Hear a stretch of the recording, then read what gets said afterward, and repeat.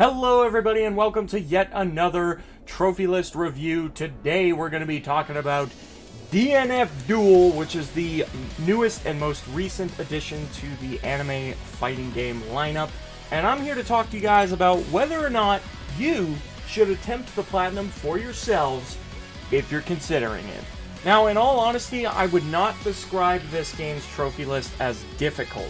Honestly, it's not that bad at all. There is nothing that is too overly daring or challenging for the player to accomplish. I would, however, say that this game is a pretty decent grind. There is a lot of stuff that you have to do in order to platinum, especially when it comes to the offline content.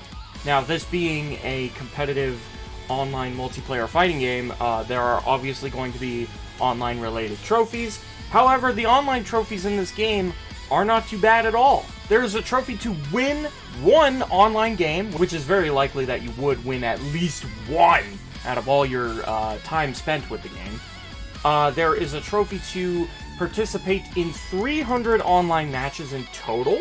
This is a combined total of either ranked or player matches. It doesn't matter what mode you're playing, as long as it is an online battle. That counts towards the 300. And what's really nice about that trophy is you don't have to win all 300 games. You just have to play 300 games. You could lose all 300 and still get the trophy, which is pretty nice. And of course, there's a trophy to participate in a single player match. Now, obviously, these trophies are going to become much more difficult to obtain in the future when the fan base for this game inevitably dwindles down to a skeleton crew, which inevitably happens with almost every fighting game I've ever experienced, especially ones that don't have crossplay, which really is going to hurt this game in the future. PS4 players can play with PS5 players, but PlayStation owners cannot play with people on PC or Xbox, which is the stupidest thing ever. But anyways, I'm not going to rant for too long about that. It's a terrible mistake that the game developers have made, in my personal opinion, and it's really going to hurt the game's longevity overall.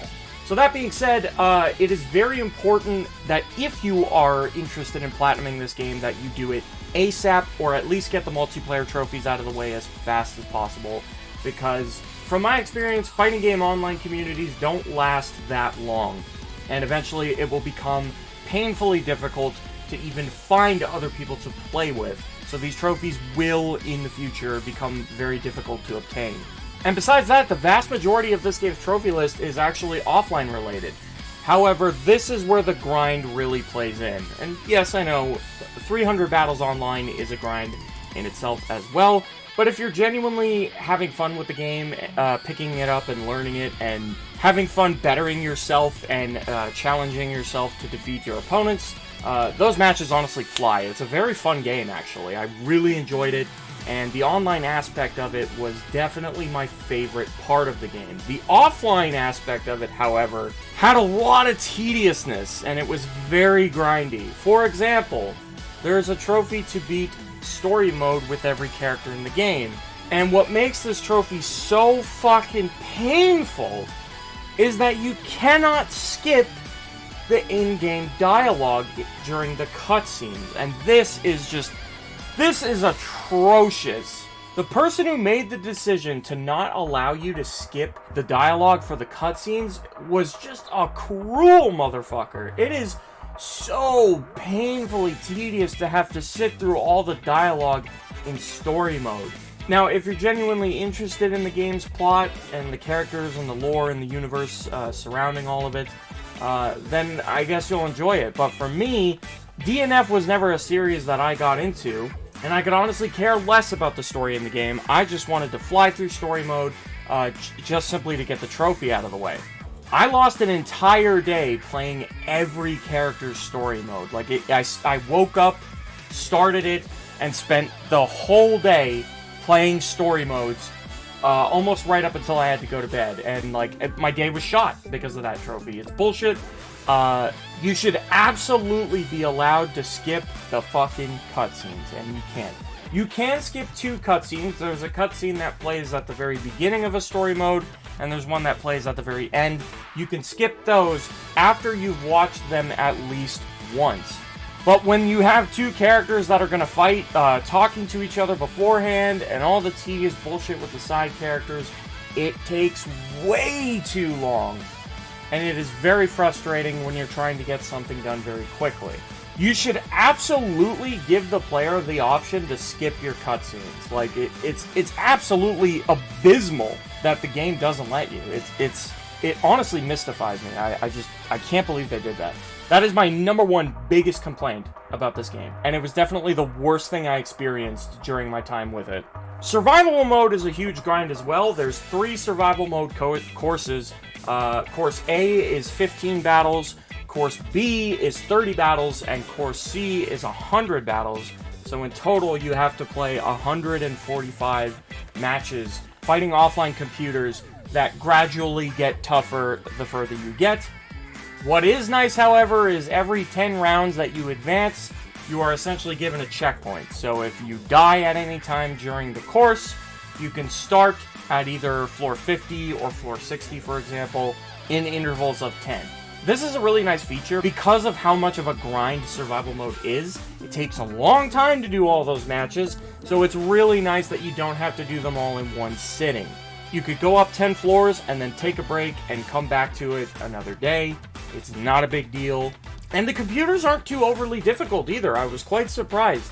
Some of them gave me some trouble for sure, and there were moments where I got frustrated, but the computers never at any point felt unfair or too stressful to deal with. I was always able to overcome any and all of my opponents, no matter how annoying they were being. There are 2 trophies associated with playing through arcade mode, and you could get them both in one playthrough, so that's very nice, very quick and easy to get that out of the way. There's also a trophy to complete all of the combo challenges, as well as the actual challenges, which are in-game created scenarios that help you better understand what to do in a specific situation. And every character has their own challenges and combos. So basically you just focus on one character, whoever you're most interested in, or whoever your favorite character is going to be, finish all their combos and challenges, and then you net yourself a trophy. It's not too bad either. It didn't give me too much problems.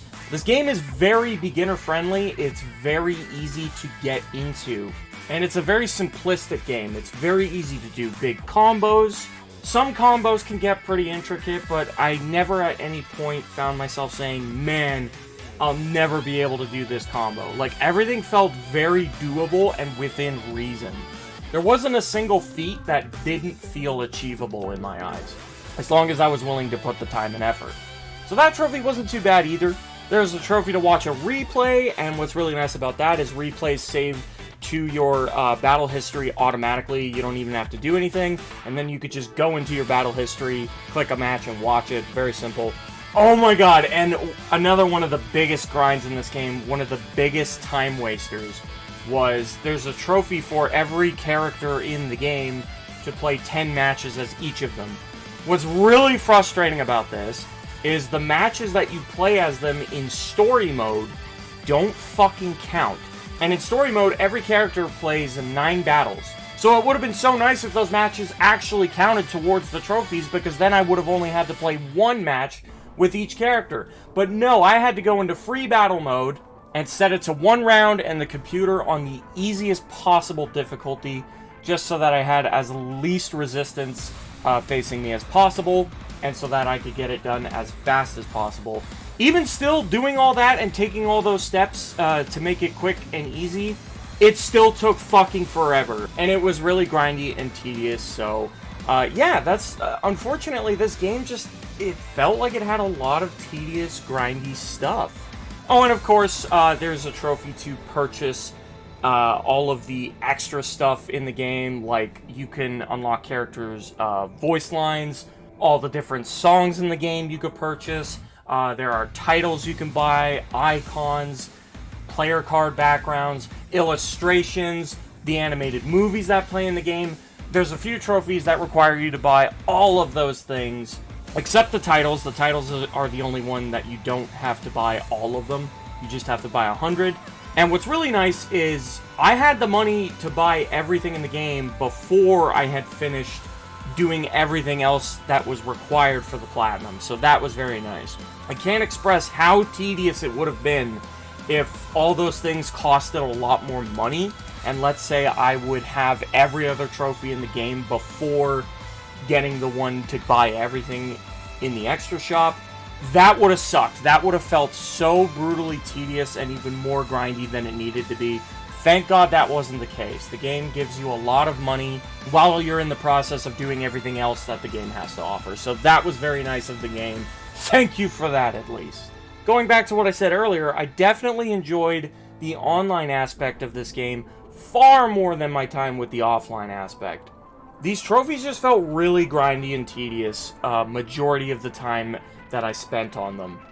So that's pretty unfortunate. But overall, I wouldn't say any of the trophies in this game were too difficult. So that's the nice thing. It's grindy as all hell, but it's not hard. So if you really do like the game and you're very interested in it, then I would definitely give this one a look. Especially for the online aspect, I think anyone who's enthusiastic about anime fighting games would really enjoy this game, for sure. And it's a very doable and reasonable platinum trophy as well. So if you're a trophy hunter, I definitely encourage you to go for all the trophies in this game.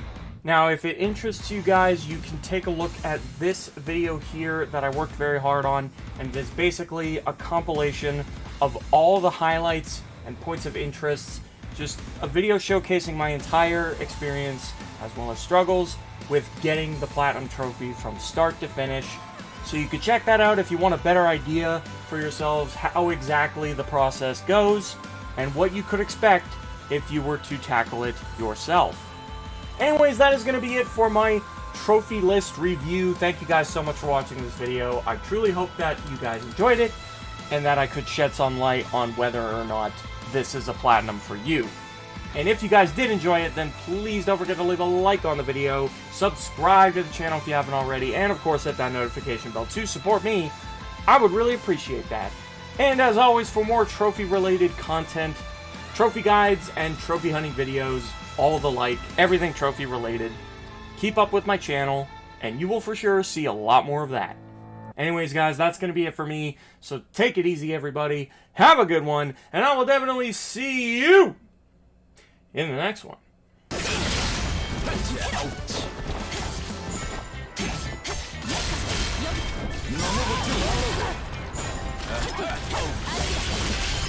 The roll into the objective.